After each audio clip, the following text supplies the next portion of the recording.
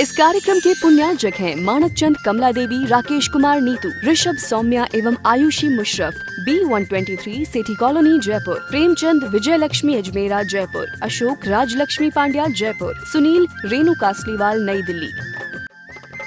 श्री नरेंद्र, श्रीमती सुदेश रानी जैन, विपिन कुमार, संगीता जैन, मुजफ्फरनगर निवासी, प्रवासी दुर्गापुर, पश्चिम बंगाल, संजय दीपा जैन, राजीव सोनिया जैन, पूनम चंद सविता जैन मेरठ, पंकज श्वेता जैन दिल्ली, अभिषेक रिद्धि सिद्धि वैभव, आंचल सोबित जैन एवं समस्त नावला परिवार। Atul Jain, Prerna Jain, Diksha Jain, Asiad Games Village New Delhi, Rajeshwar Jain, Shashi Jain, Jain Milan Vihar Muzaffarnagar Uttar Pradesh. Fatehlal, Ratanbai, Indra Kumar, Mahesh Kumar, Ashok Kumar, Rajendra Kumar Jain, Ashoka Lights Jaipur, Arun Kumar Agarwal, Renu Agarwal, Anushree Agarwal, Anshita Agarwal, Amrapali, Fashion B 197 HIG Nandgram Ghaziabad, Kalpana Jain, Nathuram Jain, Nikhil Jain, Nitin Jain, Vanisha Jain, Pratapnagar Jaipur, Arnav Jain, आराध्य Jain, doctor Ashish, doctor Anjali Jain, doctor PK Jain, Gunmala Jain, Kirtinagar Jaipur. जय जिनेन अठविह कम्म मुके अठ गुण ढे अणोवमे सिद्धे अठम पुण विनिविठे निठिय कजेय वंदिमो निचम। पंच परमेष्ठी भगवान की जय। पिछली ज्ञानशाला में क्या बताया था? ये बताया था कि जब द्रव्य परिणमन करता है तो गुण और पर्याय उनके बिना कभी नहीं रहता। द्रव्य है तो गुण है, द्रव्य है तो पर्याय है। द्रव्य गुण पर्याय तीनों एक रूप ही हैं। जब व्याख्या करते हैं तो द्रव्य की द्रव्य रूप से, गुण की गुण रूप से, पर्याय की पर्याय रूप से। और द्रव्य जब परिणमन करता है तो द्रव्य की और गुणों की पर्याय बनती हैं। आज बता रहे हैं आत्मा का जो परिणमन है वो कितने प्रकार का होता है और उसका फल क्या है, ये सब बताएंगे आज। आइए पेज नंबर 31 निकाल लें, गाथा नंबर 32। परिणमदिजेण दव्वम तत्कालं तन्मयति पर्णत्तं तन्माधम्म परिणदो आदाधम्मो मुने दव्वो। आज की दोनों गाथा बहुत उपयोगी हैं और उपयोग के मामले में हैं। देखें, परिणमदि परिणमन करता है, जेण जिस समय, द्रव्य द्रव्य जिस समय जिस रूप परिणमन करता है, तत्कालम उस समय, तन्मयति उस स्वभाव या परिणमन रूप, परिणतम कहा है। क्या हुआ फिर देखिए, जेण माने जिस समय, द्रव्य जिस रूप परिणमन करता है, तत्कालम उस समय, तन्मयति उस स्वभाव रूप, परिणतम कहा गया है। तम्हा इसलिए, धम्म परिणमो धर्म से परिणमन करती हुई, आदा माने आत्मा को, धम्मो धर्म रूप, मुने दब्बो समझना चाहिए। पाप रूप परिणमन करता है तो पाप रूप, कषाय रूप परिणमन करता है तो कषाय रूप, और जब धर्म रूप परिणमन करता है तब आत्मा को धर्म रूप समझना चाहिए। क्यों? द्रव्य जिस रूप परिणमन करेगा, द्रव्य का ही तो परिणमन है, उस रूप उस समय उस रूप कहा जाएगा। देखिए, जेण माने जिस समय, द्रव्य जिस रूप परिणमन करता है, तत्कालम उस काल माने उस समय, तन्मयति उस स्वभाव या परिणमन रूप, परिणतम कहा जाता है। इसलिए धम्म परिणमो, धर्मरूप परिणमन करती हुई आत्मा को धम्मो, धर्मरूप समझना चाहिए, और पाप रूप परिणमन करती है तो पाप रूप समझना चाहिए। क्योंकि यहाँ धर्म की चर्चा है, इसलिए धर्म रूप परिणमन करती हुई आत्मा को धम्मो, धर्म समधर्म रूप समझना चाहिए। पंडित जी, धर्म किसे कहते हैं? आचार्य समंत भद्र महाराज ने रत्नकरंडक श्रावकाचार्य की दूसरी गाथा में धर्म का स्वरूप लिखा। लिखते हैं, संसार दुखतः सत्वान यो धरत्युत्तमे सुखे। जो संसारी जीवों को संसार के दुखों से छुड़ाकर और उत्तम सुख में स्थापित करता है, उसका नाम धर्म है। फिर एक बार समझें, धर्म क्या है? जो हमें दुखों से छुड़ाकर उत्तम सुख में पहुंचाए, उसका नाम धर्म है। पंडित जी, धर्म कितने प्रकार का होता है? धर्म दो प्रकार का है, एक निश्चय धर्म और एक व्यवहार धर्म। प्रवृत्ति रूप व्यवहार धर्म होता है और निवृत्ति आत्मलीनता रूप निश्चय धर्म होता है। और सरलता से समझते हैं, परमेष्ठी की भक्ति रूप, ध्यान रूप, सामायिक रूप, स्वाध्याय रूप व्यवहार धर्म होता है। और जब इन धर्मों को समझ के आत्मा अपनी आत्मा में लीन हो जाता है, वह निश्चय धर्म होता है। व्यवहार धर्म माने शुभोपयोग और निश्चय धर्म माने शुद्धोपयोग, ऐसा भी हम समझ सकते हैं। पंडित जी, उपयोग कितने प्रकार का होता है? उपयोग को हम दो तरह से समझें। वैसे तो उपयोग दो प्रकार का है, एक दर्शनोपयोग और ज्ञानोपयोग। ये आत्मा के स्वभाव रूप की बात है। ज्ञान रूप परिणमन ज्ञानोपयोगी, दर्शन रूप परिणमन दर्शनोपयोगी। लेकिन जब आत्मा परिणमन करता है, तब उसका उपयोग तीन प्रकार का होता है, अशुभोपयोग, शुभोपयोग और शुद्धोपयोग। आज समाज में इन तीन उपयोग के बारे में बड़ी अलग अलग भ्रांतियां हैं। मेरा निवेदन है, आज की क्लास को बहुत अच्छी तरह आप सुनिए और समझिए। आचार्य कुंद की और आगम की चर्चा हो रही है। उपयोग तीन प्रकार का बताया।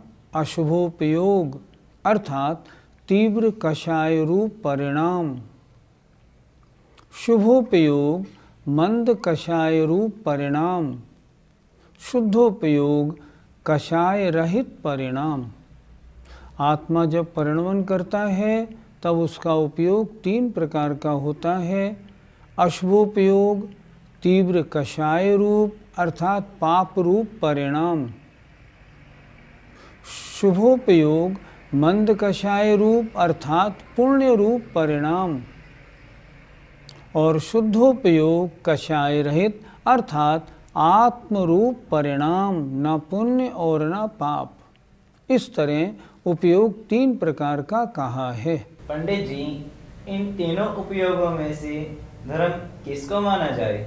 आत्मा का जो उपयोग अशुभोपयोग है, अधर्ममय है, पापमय है, उससे हम धर्म नहीं कह सकते। आत्मा का जो शुभोपयोग परिणाम है, पंच परमेष्ठी भक्ति या व्रत पालन रूप जो परिणाम है, वह शुभोपयोग है, वह धर्म सहित है। और शुद्धोपयोग तो धर्म में है ही। कोई प्रश्न कर सकता है, आपने शुभोपयोग को धर्म क्यों माना? क्योंकि आज जो दूसरी गाथा हम पढ़ाएंगे, उसमें आचार्य कुंद महाराज स्वयं लिख रहे हैं, धम्मेण परिणदप्पा आदा यदि शुद्ध संपयोग जुदो पावदि निर्वाण सुहम सुहोबजुत्तोवि सग्ग सुहम। धर्म से परिणत आत्मा शुभोपयोग और शुद्धोपयोग रूप होता है। आज की वो अगली गाथा है। इसका मतलब कुंद महाराज स्वयं कह रहे हैं शुभोपयोग भी धर्म है और शुद्धोपयोग भी धर्म है, दोनों धर्म हैं। ये बात सही है, शुभोपयोग से मोक्ष नहीं होगा, लेकिन शुद्धोपयोग जब भी होगा वो शुभोपयोग रूपी शुभोपयोग पूर्वक ही होगा। शुभोपयोग से शुद्धोपयोग होता है।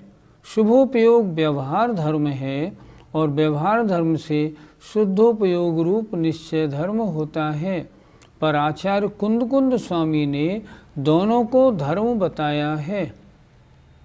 इसलिए जो आत्मा शुभोपयोग परिणत है, पंच परमेष्टि की भक्ति में लगी है, स्वाध्याय में है, सामायिक में है, अपने चिंतन में है, व्रत पालने में लगी है, वह शुभोपयोग अर्थात धर्ममय है।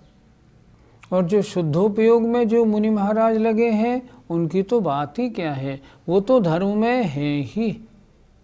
अर्थात आचार्य कुंद महाराज के अनुसार शुभोपयोग और शुद्धोपयोग दोनों को धर्म कहा है। पंडित जी, इन तीनों उपयोगों के गुणस्थान कौन कौन से माने जाएं? आज इस विषय पे जो प्रश्न आज पूछा है बच्चे ने, उसको लेकर समाज में भ्रांतियां हैं। मैं भ्रांति कह रहा हूँ, मतलब गलत धारणाएं हैं। मेरा निवेदन है, आगम के अनुसार अपनी धारणा सही करने में हमारा क्या बिगड़ेगा?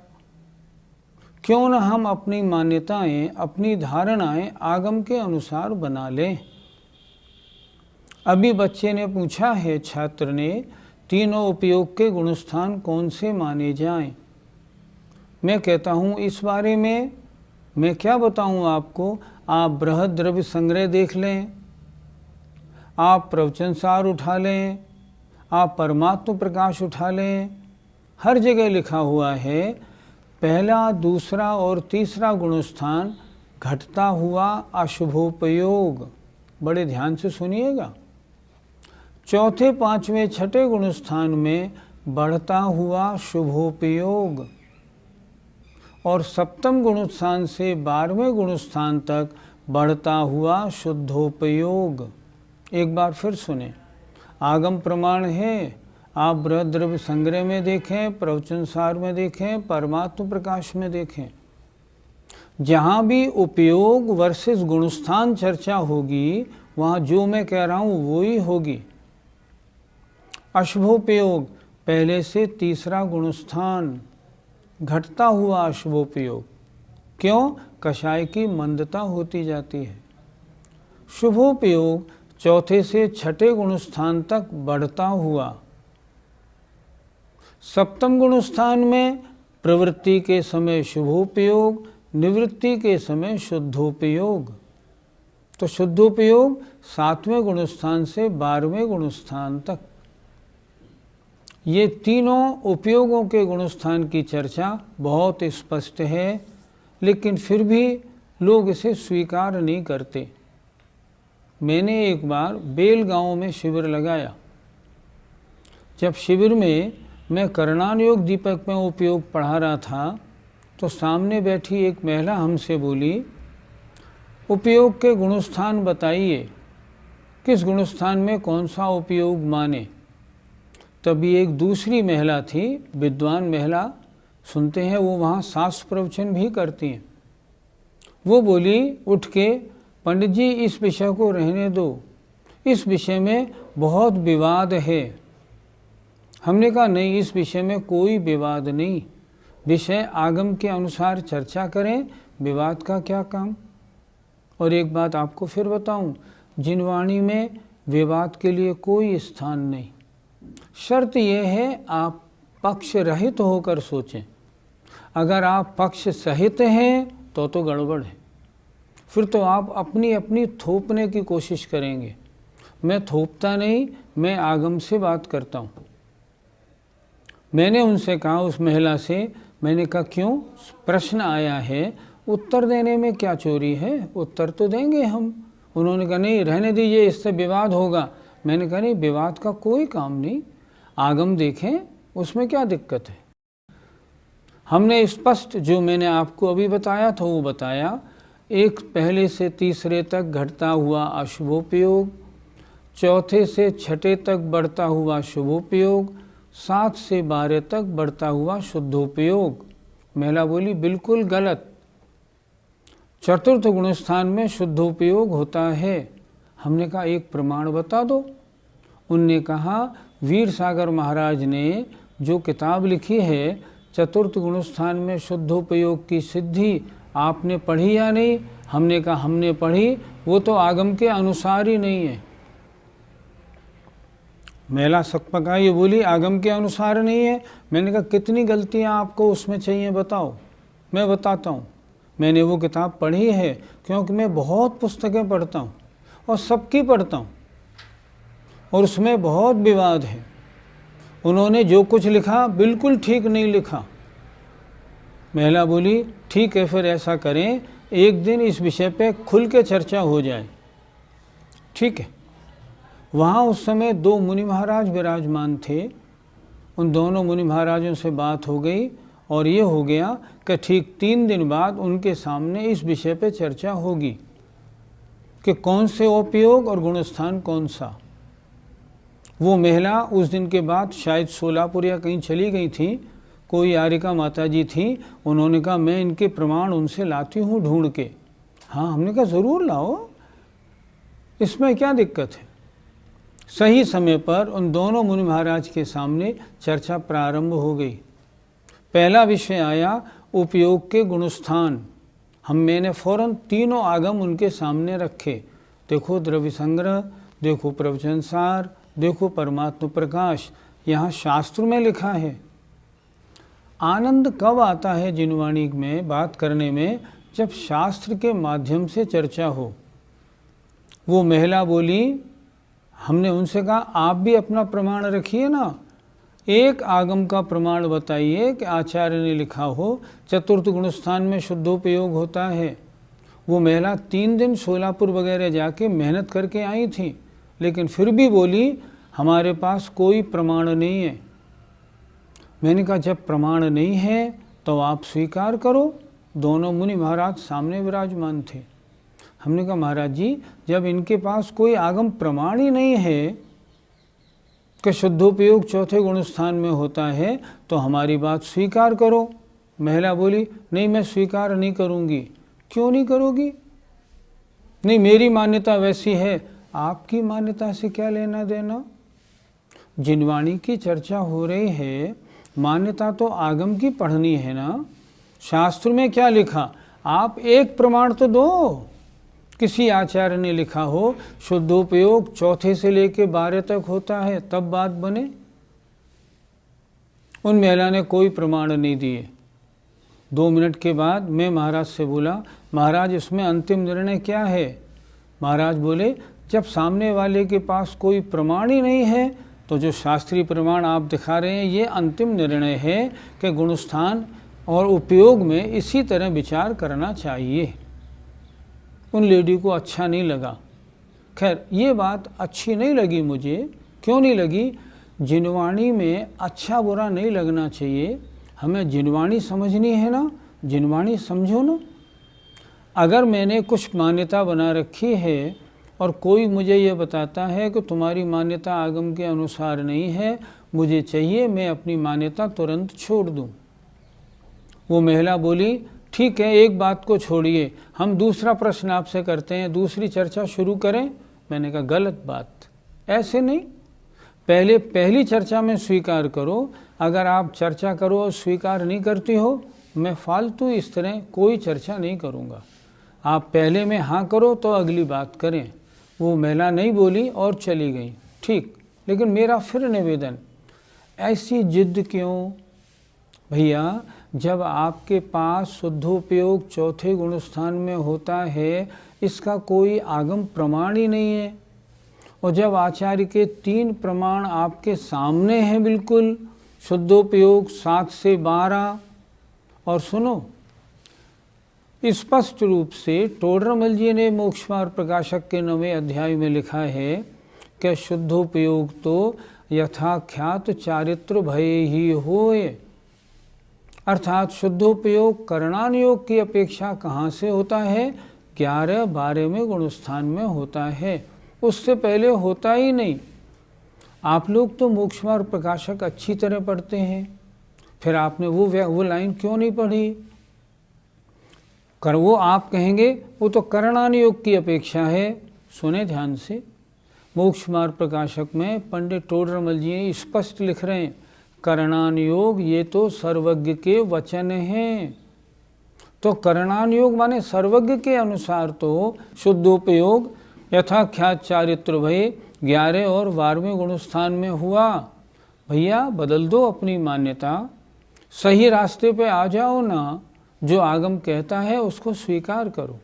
आगम तो यही कहता है, आपके पास एक भी प्रमाण नहीं और फिर आप मानेंगे भी नहीं। भगवान आपको सद्बुद्धि दे, मैं क्या कह सकता हूँ। इसलिए तीनों उपयोग के गुणस्थान 1, 2, 3 अशुभोपयोग घटता हुआ, 4, 5, 6 शुभोपयोग बढ़ता हुआ, 7 से 12 तक शुद्धोपयोग बढ़ता हुआ। शुद्धोपयोग के बारे में 2 तरह की धारणाएं हैं। कोई आचार्य 7वें गुणस्थान से जब कषाय की अति मंदता हो जाती है वहाँ से शुद्धोपयोग मानते हैं 12वें तक। कोई आचार्य वीरसेन स्वामी कहते हैं जहाँ तक कषाय है वहाँ तक तो धर्म ध्यान है, वहाँ तक शुभोपयोग है। इसलिए शुद्धोपयोग 11 और 12वें गुणस्थान में होता है। दोनों मान्यताओं की अपेक्षा ठीक है। कषाय की सूक्ष्मता के अनुसार 7 से 12, और अगर कषाय रहित के अनुसार माने तो 12, 11 और 12।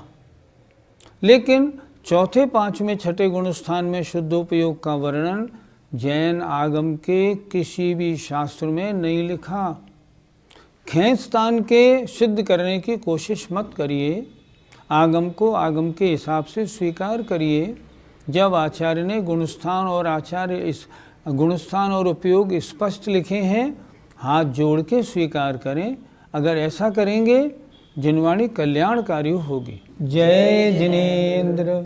इस कार्यक्रम के पुण्यार्जक हैं मानक चंद, कमला देवी, राकेश कुमार नीतू, ऋषभ सौम्या एवं आयुषी मुशरफ, B123 सेठी कॉलोनी जयपुर, प्रेमचंद विजय लक्ष्मी अजमेरा जयपुर, अशोक राजलक्ष्मी पांड्या जयपुर, सुनील रेणु कासलीवाल नई दिल्ली। श्री नरेंद्र श्रीमती सुदेश रानी जैन, विपिन कुमार संगीता जैन, मुजफ्फरनगर निवासी, प्रवासी दुर्गापुर पश्चिम बंगाल। संजय दीपा जैन, राजीव सोनिया जैन, पूनम चंद सविता जैन मेरठ, पंकज श्वेता जैन दिल्ली, अभिषेक रिद्धि सिद्धि वैभव, आंचल सोबित जैन एवं समस्त नावला परिवार। Atul Jain, Prerna Jain, Diksha Jain, Asiad Games Village New Delhi. Rajeshwar Jain, Shashi Jain, Jain Milan Vihar Muzaffarnagar Uttar Pradesh. Fatehlal, Ratanbai, Indra Kumar, Mahesh Kumar, Ashok Kumar, Rajendra Kumar Jain, Ashoka Lights Jaipur. Arun Kumar Agarwal, Renu Agarwal, Anushree Agarwal, Anshita Agarwal, Amrapali, Fashion B 197 HIG Nandgram Ghaziabad. Kalpana Jain, Nathuram Jain, Nikhil Jain, Nitin Jain, Vanisha Jain, Pratapnagar Jaipur. Arnav Jain, आराध्य Jain, doctor Ashish, doctor Anjali Jain, doctor PK Jain, Gunmala Jain, Kirti Nagar Jaipur.